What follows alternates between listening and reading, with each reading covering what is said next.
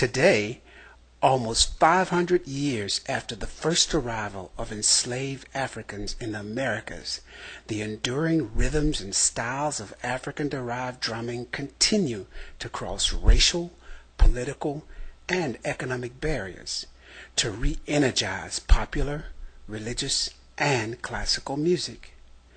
Known as the oldest instrument in the world, the drum has its place in societies worldwide.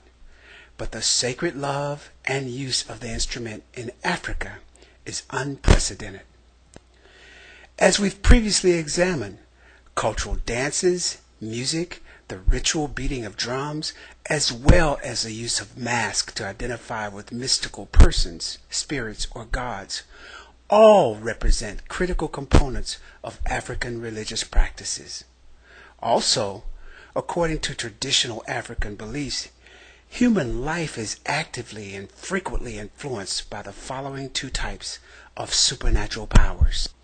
First, the personal supernatural powers, as represented by people's ancestral spirits. These spirits demand obedience to tribal traditions by their living kin and also acts of devotion to deceased relatives through prayers, dances, and sacrifices. The spirits are often invoked to possess a learner, diviner, through ritual dances and the beating of drums. The impersonal supernatural powers, such as those of divination. These powers are used by people who have been trained in the practice of the occult, and again, the spirits are often summoned by the beating of drums. In our postmodern society, various methods are applied to fill this spiritual void. Some churches have adopted a new spirituality based upon dreams, visions, signs, wonders, and prophecies by the anointed or prophets, or by psychological techniques of personal transformation. But there's also a growing number of believers who borrow techniques of spiritual expressions from Africa, and the concept of African ritual drumming has become a veritable cottage industry in contemporary society. A Google search on African drumming reveals the multiple organizations that offer training courses and workshops on the subject. Drums in Africa are used as sacred instruments in healing ceremonies, in rites of passage, in naming ceremonies, on social occasions like weddings, on harvest parties, and the celebration of seasons like rain after a period of drought. However, it's critical to remember that drumming always has cultural significance only in the context in which it is practiced.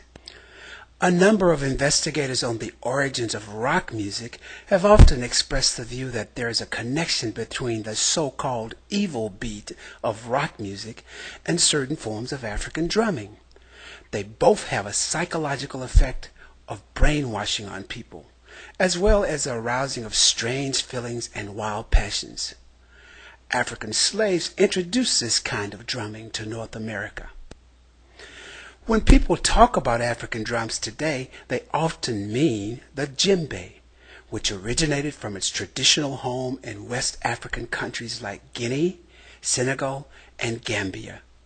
Nevertheless, the essence of African drumming is rooted in the concept that simple rhythmic patterns played on rattles, drums, bells, horns, and other musical instruments simultaneously form a dense mixture of polyrhythmic impulses and invite the active participation of each member of the community.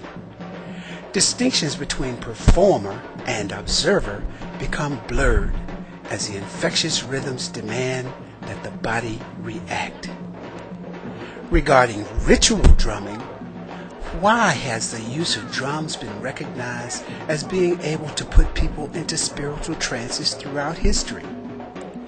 To answer this question, we must first consider the three rudimental rhythmic procedures that are often associated with African drumming. First, the use of a drum as a speech surrogate or a talking drum. These methods of playing were used for communicative purposes, and often codes were used to be played over long distances for the sending and receiving of messages. It's important to note, however, that it's impossible to make effective generalizations about drumming as a whole, especially as a mode of communication, because every society in early Africa had its own unique fingerprints of sounds on the rhythmic beats they played. Put more simply, African drums talk by imitating the rhythms and tonal inflections of spoken language. Second, the use of both iconic and symbolic dimensions of communication within music and dance.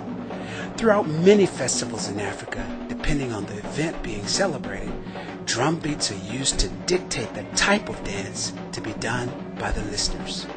For example, at the time of a birth of twins, there's a different dance done than at a birth of a single child, and the beat of the drum instructs the listeners to do the appropriate dance. Finally, and third, is a rhythmic procedure which is most commonly associated with what we refer to as ritual drumming, because it allows for free-form dance and unlimited use of improvisational strategies by both the musician and, most importantly, the participants. Hence, we might even describe this experience as participatory drumming. In conclusion, it's important to recall that enslaved Africans generally needed to recast African musical practices into a form that was acceptable to their oppressors. In South America, Catholic missionaries, enthusiastic for new souls, sought syncretism between Catholic and native religions, which facilitated a fusion of African traditional celebrations with those of the Catholic Church. North American colonial Protestants, on the other hand, tended to dismiss African religions and at first did not convert enslaved Africans, as conversion would have acknowledged the humanity and equality of these people. Here, African drums and other signaling devices were destroyed, and enslaved Africans began to take up European instruments.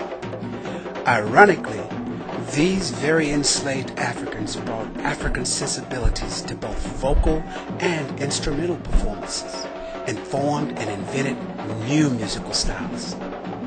Both African American and Afro-Brazilian music represent a triumph of the reinvention of the self, a transformation of culture, emerging from the cruelest conditions possible, that is, slavery, and resulting in their ability to maintain an African